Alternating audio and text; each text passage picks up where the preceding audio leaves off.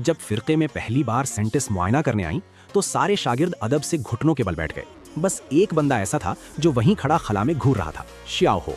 सेंटिस ने देखा कि इसमें तो कोई कल्टीवेशन ही नहीं, ऊपर से मैनर्स भी जीरो। गुस्से में आकर उसने पूरे जोर से एक जबरदस्त थप्पड़ नुमा पाम ब्लास्ट मारा। सबने सोच लिया बस भाई, आज सफाई वाले की आखिरी ड्यूटी थी। लेकिन श्याओ हो हिला तक नहीं, पूरा मजमा सुन रह गया। ये तो सेंटिस का फुल पावर अटैक था।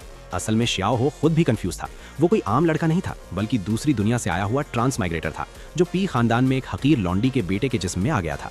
असल मालिक का स्पिरिचुअल रूट टूटा हुआ था, इसीलिए उसे मेन्योर साफ करने पर लगा दिया गया था। जब उसने जिल्लत मानने से इनकार किया तो एक सीनियर शागिर्द ने उसे इतना पीटा कि कंट्रोल सीधा श्याओ हो के हाथ आ गया।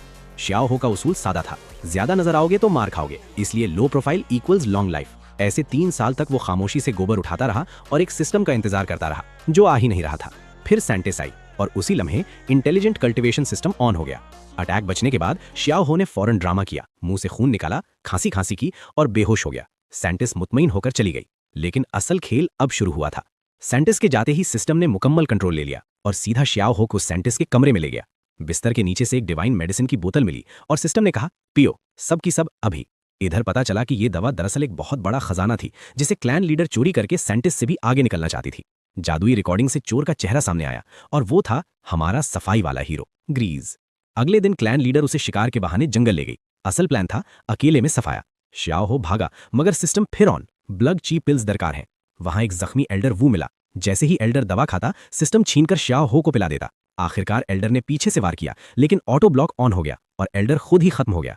लाश से 6 डिजायर्स डीमन मैनुअल मिला। उसी वक्त सेंटिस आ गई, क्योंकि वो किताब उसकी जान बचाने वाली थी। श्याओ हो ने मासूम बनकर किताब पकड़ा दी और कहा वो तो खुद ही मर गए थे। रात को मसला हो गया। सेंटिस अपनी कल्टीवेशन कर रही थी और इधर सिस्टम वही किताब ऑटो कल्टीवेट कर रहा था।